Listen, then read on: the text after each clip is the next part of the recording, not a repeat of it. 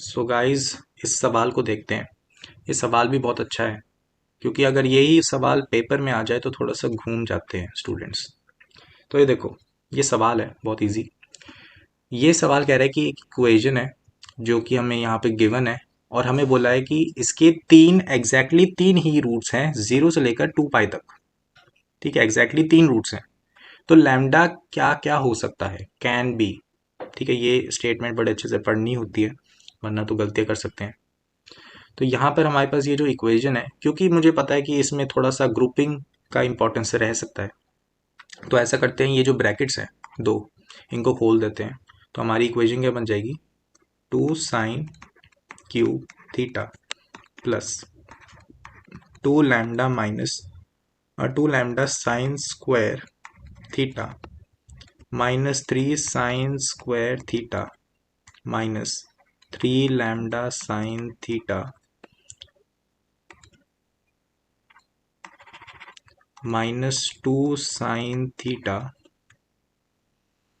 -2 lambda equal to 0। तो अब मैं ऐसा करता हूँ कि लैम्डा वाली टर्म को ग्रुप कर देता हूँ और बाकी टर्म्स को ग्रुप कर देता हूँ, और उनमें से जो कॉमन होता है वो करता हूँ थोड़ा।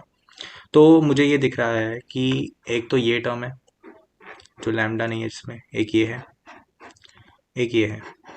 इन तीनों में साइन थीटा कॉमन निकल रहा है, साइन थीटा को कॉमन निकाल लेते हैं, और बाकी बचा क्या, 2 sin square theta -3 sin theta -2।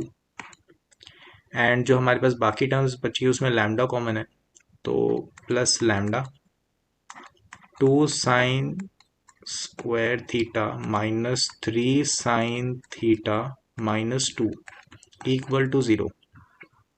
तो यहाँ पे मुझे एक चीज़ पता चल गई कि साइन थीटा प्लस लैम्डा एक फैक्टर है इस इक्वेशन का।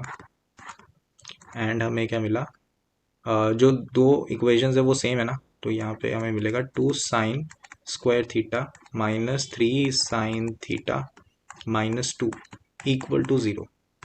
तो इसको हम फैक्टर कर सकते हैं कैसे, ये जो -3 है ना, इसको हम कर देते हैं -4 1, है ना। तो हमें मिल जाएगा, पहली टर्म में हमें 2 sin थीटा कॉमन निकलेगा sin थीटा -2 एक फैक्टर होगा ना, sin थीटा -2 एक फैक्टर है, दूसरा फैक्टर क्या होगा, -1। ठीक है, और तीसरा फैक्टर ये रहा, sin theta plus lambda. Okay, equal to 0। तो यहाँ पर आप बहुत आसानी से देख सकते हो कि मेरे को क्या मिला, कि जो साइन थीटा है ना, साइन थीटा की वैल्यू क्या हो सकती है, माइनस लैम्डा, या फिर 1/2, या फिर 2। अब क्योंकि पता है हम सबको कि 2 तो हो नहीं सकती, 1/2 हो सकती है। तो हमें ये पता करना है कि लैम्डा की वैल्यू क्या हो सकती है, क्योंकि मुझे पता है कि जो साइन थीटा है वो 0 हो सकता है, 1 हो सकता है, -1 हो सकता है। तो हमारे पास जो आंसर आएगा वो आएगा ए, सी एंड डी। ठीक है, तो हमें बस मेन चीज़ ये देखनी है कि क्या 1/2 भी हमारा ये आंसर हो सकता है, बी ऑप्शन। हमें ये सोचना है, इस क्वेश्चन की वर्डिंग को समझना है। तो देखो, हमें ये बोला है कि ये जो इक्वेशन है इसके एग्जैक्टली 3 रूट्स हैं, 0 से लेकर 2 पाई तक।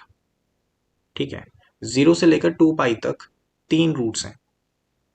ठीक है, तो आपको पता है कि साइन थीटा 0 सिर्फ पाई पर होता है, 1 किस पे होता है, π/2।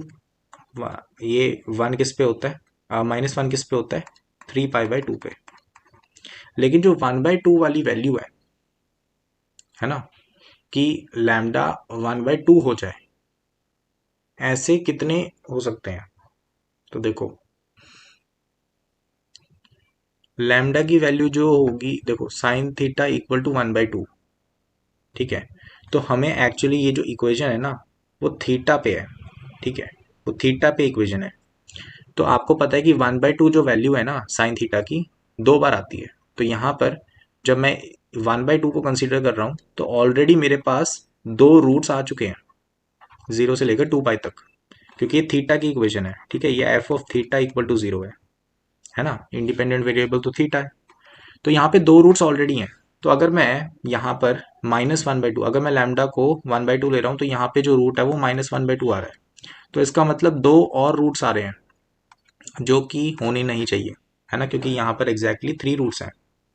तो इस क्वेश्चन का जो आंसर है वो ACD होगा, बी ऑप्शन नहीं होगा, क्योंकि वो दो रूट्स एक्स्ट्रा ला रहा है, एक रूट एक्स्ट्रा ला रहा है, क्योंकि वो -1/2 यहाँ पर वैल्यू ला रहा है ना। यहाँ पे हमें थीटा पर फोकस करना है, ना कि साइन थीटा पर।